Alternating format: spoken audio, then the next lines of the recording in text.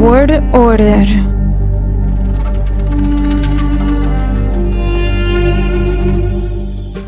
He cleansed and purified the land of Dilmun.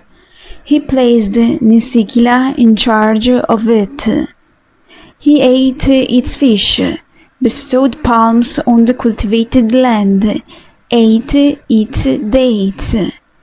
The king, endowed with strength by Enlil, destroyed their houses, demolished their walls.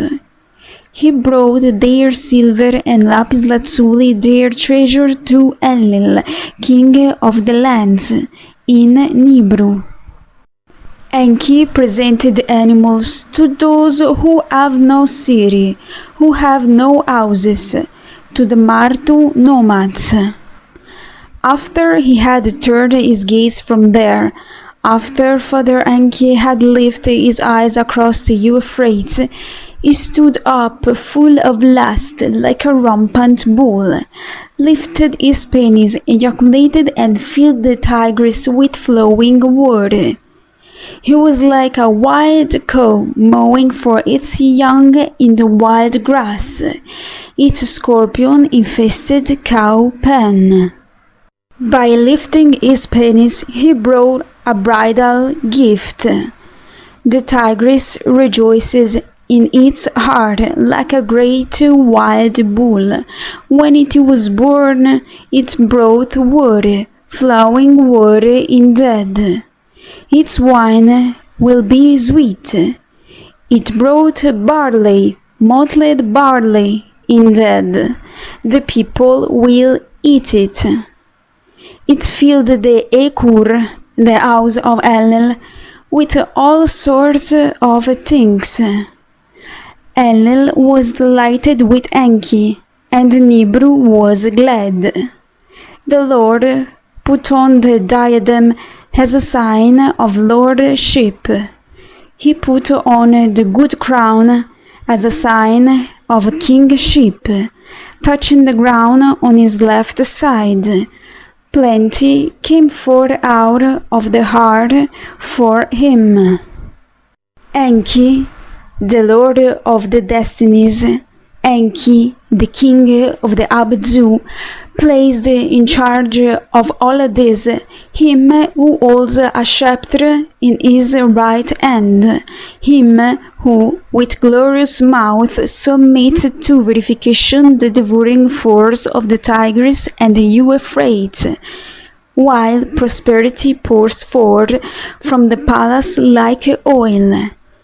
Embilulu, the inspector of waterways. He called the marshes and gave them the various pieces of carp. He spoke to the red beds and bestowed on them the old and new growth of reeds. He issued a challenge. Enki placed in charge of all this him from whose net no fish escapes, him from whose trap no living thing escapes, him from whose bird net no bird escapes. The Lord established a shrine, a holy shrine, whose interior is elaborately constructed. He established a shrine in the sea, a holy shrine, whose interior is elaborately constructed. The shrine, whose interior is a tangled thread, is beyond understanding. The shrine's emplacement is situated by the constellation the Field. The holy upper shrine's emplacement faces towards the Chariot constellation. Its terrifying sea is a rising wave. Its splendor is fearsome. The Inanna gods dare not approach it. To refresh their hearts, the palace rejoices. The Inanna stand by with prayers and supplications. They set up a great altar for Enki in the Engura, for the Lord. the great prince, the pelican of the sea. He filled the Ekur, the house of Enlil, with goods of all sorts. Enlil was delighted with Enki, and Nibru was glad. Enki placed in charge of all this over the wide extent of the sea her who sets sail in the holy shrine, who induces sexual intercourse over the enormous height flood of the subterranean waters, the terrifying waves, the inundation of the sea, the mistress of Sirara, Nanse. He called to the rain of heavens. He has floating clouds. He turned the motes into fields.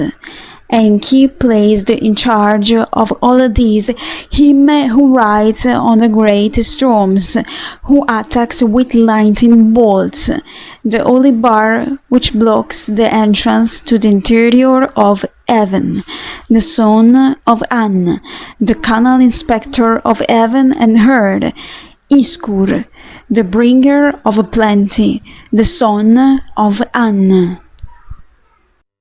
He organized plows, yokes, and teams. The great prince Enki bestowed the horned oxen. He opened up the holy furrows and made the barley grow on the cultivated fields. Enki placed in charge of them the Lord who wears the diadem, the ornament of the high plain, him of the implements, the farmer of Enlil, and Kimdu, responsible for ditches and dikes. The Lord called the cultivated fields and bestowed on them mottled barley. Enki made chickpeas and lentils. He heaped up into piles the early mottled and Inuha varieties of barley. Enki multiplied the stockpiles and stacks, and with Enlil's help, he enhanced the people's prosperity. Placed in charge of all these, her whose head and body are dappled, whose face is covered in syrup, the mistress who causes sexual intercourse, the power of the land, the life of the black-haired, Ezina, the good bread of the whole world.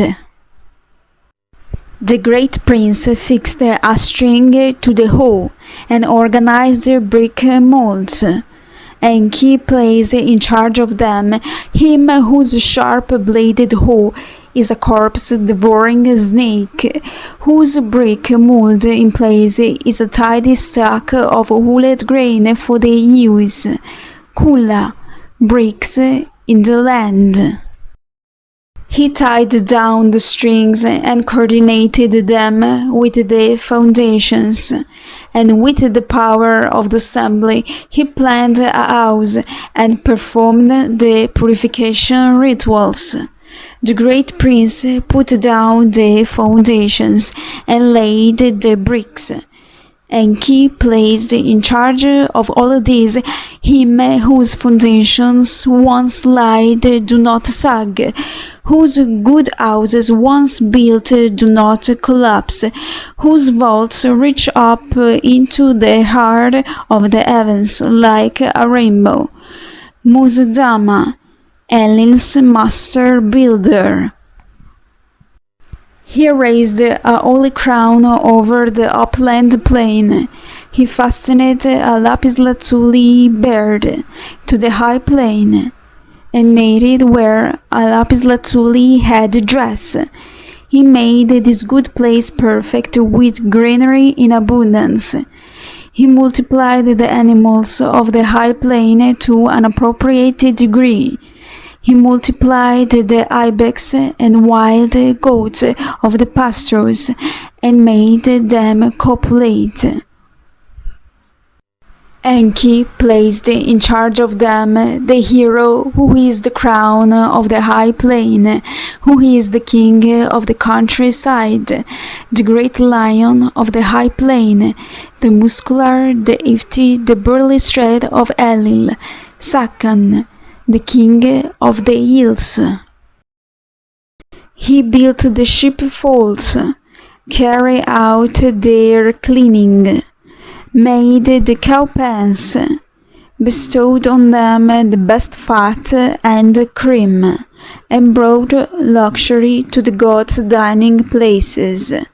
He made the plain created for greenery achieve prosperity.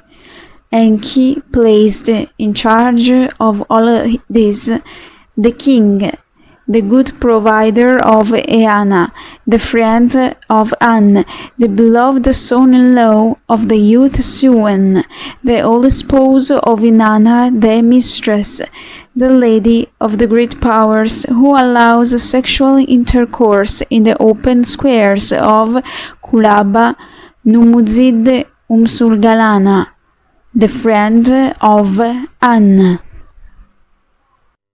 He filled the Ekur, the house of Enlil, with possessions. Enlil was delighted with Enki, and Nibru was glad. He demarcated borders and fixed boundaries. For the Inanna gods, Enki situated dwellings in cities and disposed agricultural land into fields. Enki placed in charge of the whole of heaven and earth the hero, the bull who comes out of the azure forests, bellowing truculently the youth Utu, the bull standing triumphantly, audaciously, majestically, the father of the great city, an expression for the underworld, the great herald in the east of Holy An, the judge who searched out verdicts for the gods with a lapis lazuli beard, rising from the horizon into the holy heavens, Utu, the son born by Ningal. He picked out the tow from the fibres and set up the loom. Enki greatly perfected the task of women. Enki placed in charge of them the honor of the palace, the dignity of the king, Utu, the conscientious woman, the silent one. Then, alone, lacking any functions, the great woman of heaven, Inanna, lacking any functions, Inanna came in to see her father Enki in his house, weeping to him and making her complaint to him. Enlil left it in your hands to confirm the functions of the Inanna, the great gods. Why did you treat me, the woman, in an exceptional manner? I am holy Inanna. Where are my functions? Aruru, Enlil's sister, Nintur, the lady of giving birth, is to get the holy bird bricks as her prerogative. She is to carrying off the lancet for umbilical cords, the special sand and leeks. She is to get the Silagara bowl of translucent lapis lazuli in which to place the afterbird. She is to carrying off the holy consecrated olive vessels. She is to be the midwife of the land. The burden of kings and lords is to be in her hands. My illustrious sister, holy Ninisina, is to get the jewelry of Suba stones. She is to be the mistress of heaven. She is to stand beside An and speak to him whenever she desires. My illustrious sister, holy Ninmug, is to get the golden chisel and the silver burin. She's to carrying off her big flint Antazura blade. She's to be the metal worker of the land, the fitting of the good diadem when a king is born, and the crowning with the crown when a lord is born, are to be in her hands. My illustrious sister, Holy Nizaba, is to get the measuring reed. The lapis lazuli measuring tape is to hang over her arm. She is to proclaim all the great powers.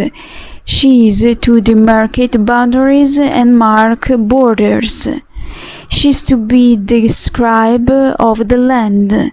The planning of the gods' meals is to be in her hands. Nancy, the august lady who rests her feet on a holy pelican, is to be the fisheries inspector of the sea. She is to be responsible for accepting delectable fish and delicious birds, from there to go to Nibru for her father Enlil. But why did you treat me, the woman, in an exceptional manner? I am only Inanna. Where are my functions? Enki answered his daughter, Holy Inanna. How I have disparaged you, goddess! How I have disparaged you! How can I enhance you? Maiden Inanna, how I have disparaged you! How can I enhance you? I made you speak as a woman with pleasant voice. I made you go forward. I made you exchange its right side and its left side. I clothed you in garments of women's power. I put women's speech in your mouth. I placed in your hands the spindle and the iron pin. I, to you, women's adornment. I settled on you the staff on the crock, with the shepherd's stick beside them. Maiden Inanna, how I have dispersed you! How can I enhance you? Amongst the ominous occurrences in the hurly-burly of the battle, I shall make you speak vivifying words, and in its midst, although you are not an Arabu bird, a bird of ill omen, I shall make you speak ill-omened words also. I made you tangle straight threads, Maiden Inanna. I made you straighten out tangled threads. I made you put on a garment. I made you dress in linen. I made you pick out the tow from the fibres. I made you spin with a spindle. I made you color tufted cloth with colored threads. Inanna, you heap up human heads like piles of dust. You sow heads like a seed. Inanna, you destroy what should be not destroyed. You create what should not be created. You remove the cover from the same drum of lamentations. Maiden Inanna, while shutting up the Tiji and Adab instrument in their homes. You never grow weary with admirers looking at you. Maiden Inanna, you know nothing of tying the ropes on deep wells. But now the heart has overflowed. The land is restored. El's heart has overflowed. The land is restored. In his overflowing heart of mankind, lapis lazuli headdress is your prerogative.